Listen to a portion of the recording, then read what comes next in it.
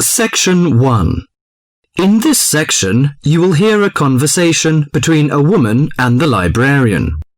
Now you have some time to look at questions 1 to 6.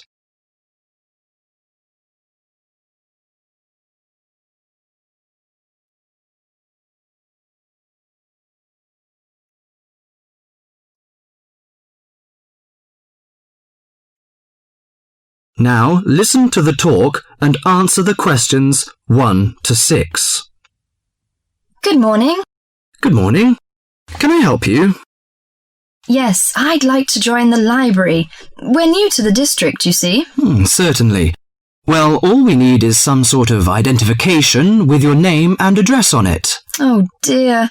We just moved, you see, and everything has my old address. A driving license, perhaps? No, I don't drive. Your husband's would do. Yes, but his license will still have the old address on it. Perhaps you have a letter addressed to you at your new house. No, I'm afraid not. We've only been there a few days, you see, and no one's written to us yet. What about your bank book? That's just the same. Oh dear, and I did want to get some books out this weekend. We're going on holiday to relax after the move, you see, and I wanted to take something with me to read. Well, I'm sorry, but we can't possibly issue tickets without some form of identification. What about your passport? What? Oh yes, how silly of me. I've just got a new one, and it does have our new address. I've just been to book our air ticket, so I have it on me. Well, that's all right. Your ticket will be ready soon. Okay, how many books am I allowed to take out? You can take 4 books out at a time, and you can also get 2 tickets to take out 3 magazines or periodicals. Newspapers, I'm afraid, can't be taken out. Oh, that's fine. Do you have a record library? Some libraries do, I know. Yes, we do. You have to pay a deposit of $5 in case you damage them, but that entitles you to take out 2 records at a time. That's good. Could you show me where your history and biography sections are, please? Yes, just over there to your right. If there's any particular book you want, you can look it up in the catalogue, which you'll find just around the corner. You can also find a touchscreen information service on level 2. Thank you. Oh, and how long am I allowed to keep the books for? Well, the normal loan period is 3 weeks, with 2 weeks extension. Oh dear. We're going away for 4 weeks. Can I renew them now? I'm afraid not. You must do that at the end of 3 weeks. I see. Thank you very much.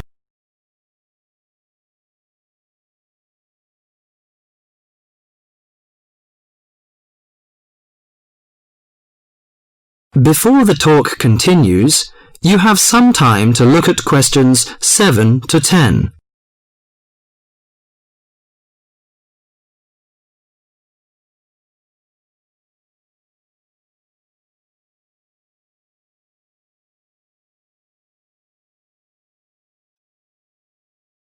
Now listen to the talk and answer the questions 7 to 10.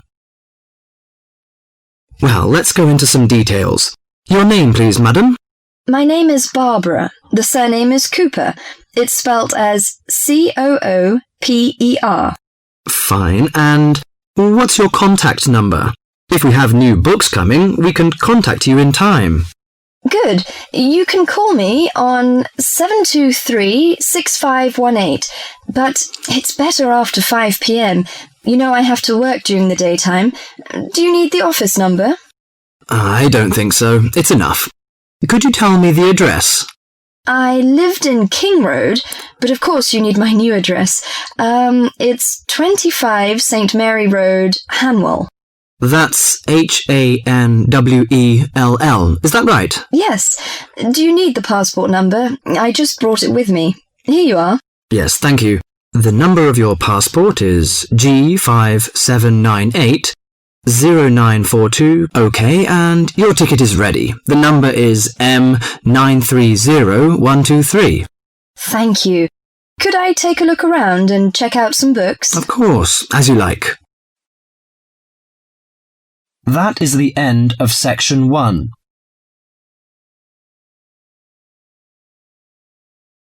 You now have half a minute to check your answers.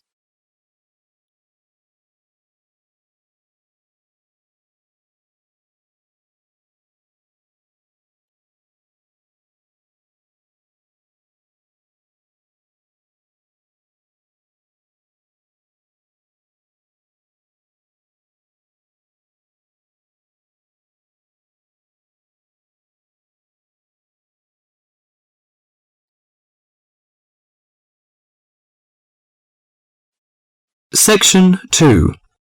In this section, you'll hear an introduction on cheese making. You have half a minute to read the questions 11 to 20 first.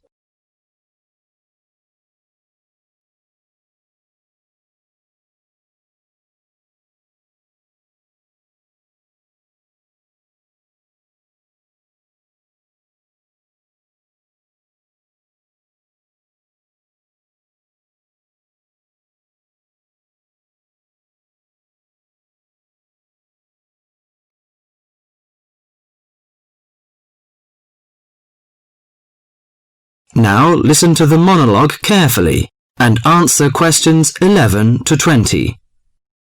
Cheese is one of those foods that we tend to take for granted as always having been with us, and it's odd to think that someone somewhere must have discovered the process to make cheeses.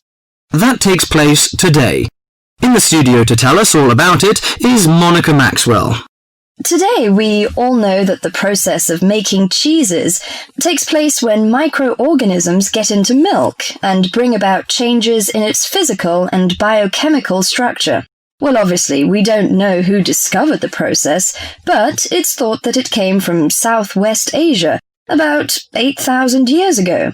In the early time, there were mainly two types of cheeses. One of them was rather tasteless and bland in the case of the so-called fresh cheeses, which are eaten immediately after the milk has coagulated. And another one was rough-tasting and salty in the case of the ripened cheeses, which are made by adding salt to the soft fresh cheese and allowing other biochemical processes to continue so that a stronger taste and a more solid texture resulted. The ancient Romans changed all that. They were great pioneers in the art of cheese-making, and the different varieties of cheese they invented and the techniques for producing them spread with them to the countries they invaded. This spread of new techniques took place between about 60 BC and 300 AD. You can still trace their influence in the English word cheese, which comes ultimately from the Latin word Caseus, that's C-A-S-E-U-S. At this stage in history, people weren't aware in a scientific way of the role of different microorganisms and enzymes in producing different types of cheese, but they knew from experience that cheese's tastes were relevant to something. If you kept your milk or your pre-cheese mixture at a certain temperature or in a certain environment, things would turn out in a certain way. In the 19th century, with the increasing knowledge about microorganism, there came the next great step forward in cheese-making. Once it was known exactly which microorganism was involved in the different stages of producing a cheese, and how the presence of different microorganisms affected the taste, it was possible to introduce them deliberately and to industrialize the process. Nowadays, cheese is made on a large scale in factories, although the small producer working from his dairy farm continued to exist and still exists today. Cheesemaking moved very much into the world of technology and industrial processes, although because the aim is still to produce something that people like to eat, there's still an important role for human judgment. People still go round tasting the young cheese at different stages to see how it's getting on, and may add a bit of this or that to improve the final taste. Whatever the scale of production, there is still room for the development of art alongside the technology. That is the end of section 2.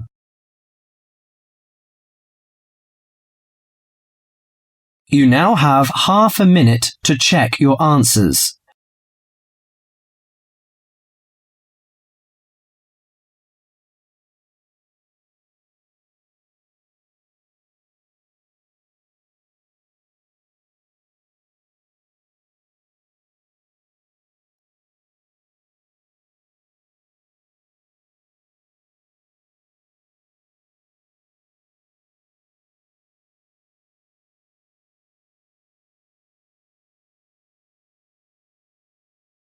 Section 3.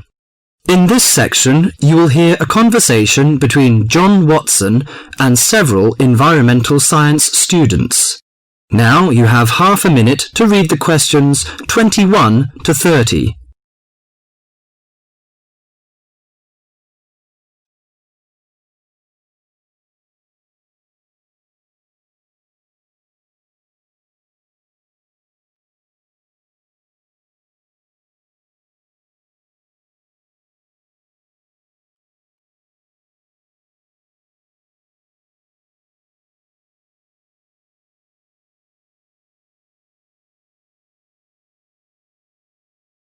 Now listen to the conversation and answer questions 21 to 30.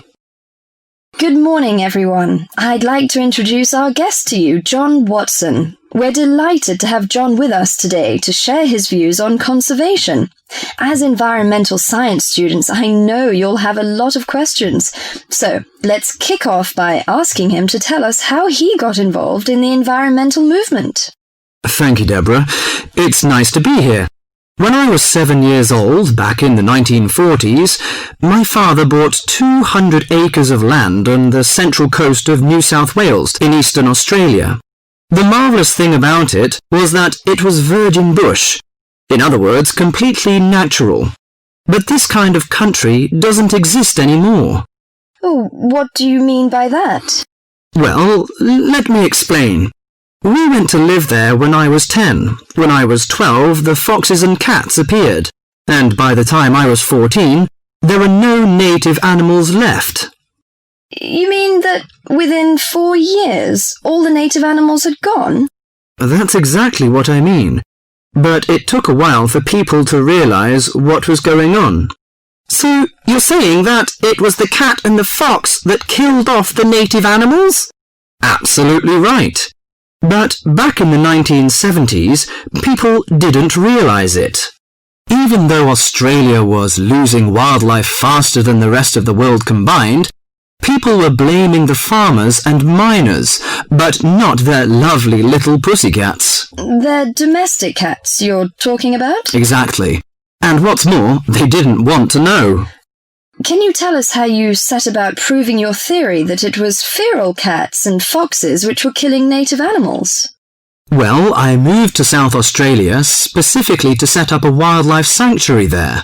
Why South Australia in particular?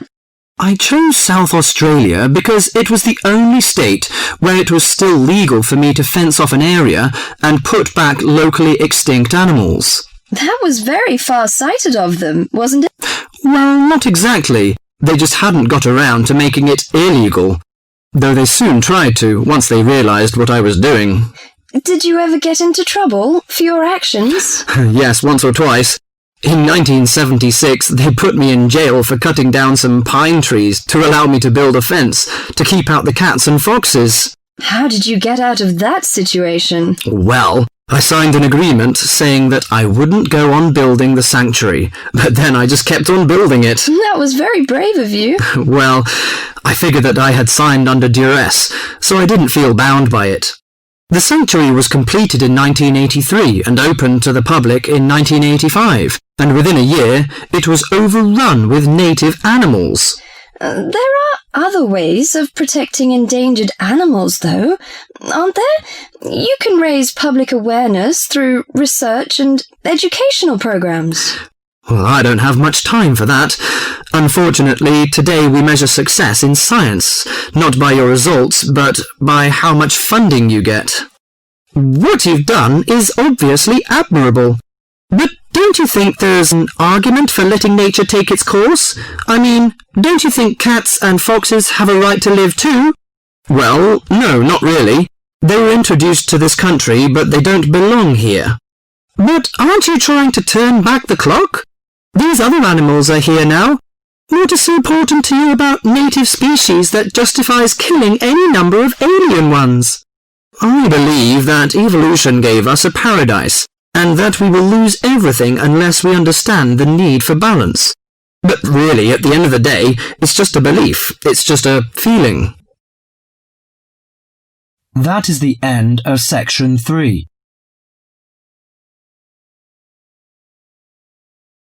You now have half a minute to check your answers.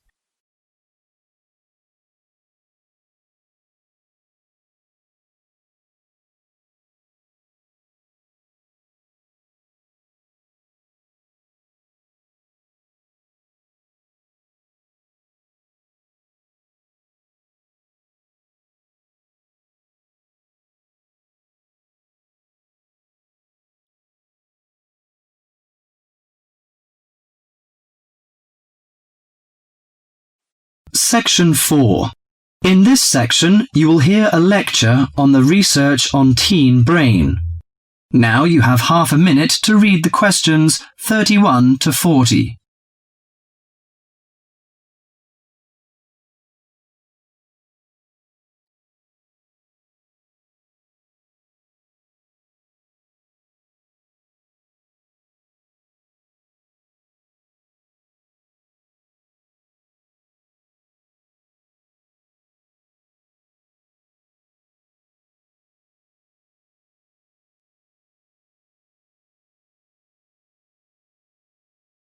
Now listen to the lecture and answer questions 31 to 40.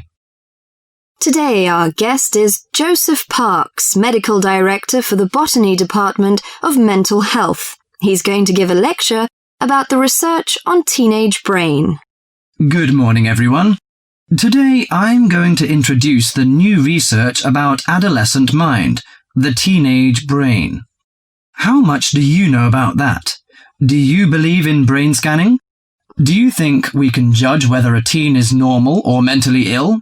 Or it's just another immature test? The new research shows a teen brain is in the middle of disordered changes. Those changes, scientists now believe, are so significant that they may reveal the mysteries of mental illness, explaining why some teens commit suicide, why others harm their classmates, and why some emerge later in life with mental disorders. The research looks forward to a day when teens could be tested for suicidal depression as easily as they are for heart disease. But there are signs that society and parents in particular would reject such a tool. Many parents question the validity of a mental health diagnosis. They fear that their children will be falsely tagged with a mark that he or she is abnormal. At the center of the debate is the teen brain, its confusing architecture, and the difficult question of what's typical in a teen and what's not. Under the old thinking, the adolescent brain was fully formed, needing only to be filled with facts, figures, and experiences to become an adult mind. At the same time, many people rejected the idea that young people were even capable of developing mental illnesses. However, the new research shows a teenage brain is an organ in transition. It has an unstable and vulnerable composition. The evolving teenage brain clearly isn't adult-like until the early 20s. If teens act young and stupid, it may be because brain areas that govern rational thought are not mature yet. All that is fine when the brain develops normally. But if the teen brain fails to successfully reinvent itself as an adult brain, mental illness may happen. Researchers increasingly believe if that process stops for some reason, teens are likely to develop mental illness. Early warning signs might be disregarded, as adults may think them the typical teen behaviors. Perhaps the chief hope of the new research is that it could make a difference for teenagers suffering from mental disorder and major depression. These can lead to suicide, which for years has been the leading cause of death for teens. Until recently, scientists couldn't peer into living brains to look for changes associated with normal development or mental diseases. That is beginning to change as researchers develop ever more sensitive brain scanners. However, the composite pictures are somewhat misleading. A snapshot of an individual brain may fall somewhere between normal and mentally ill. For now, psychiatrists and psychologists must still rely on interviews and observations of children's behavior to diagnose mental illness. That is the end of section 4.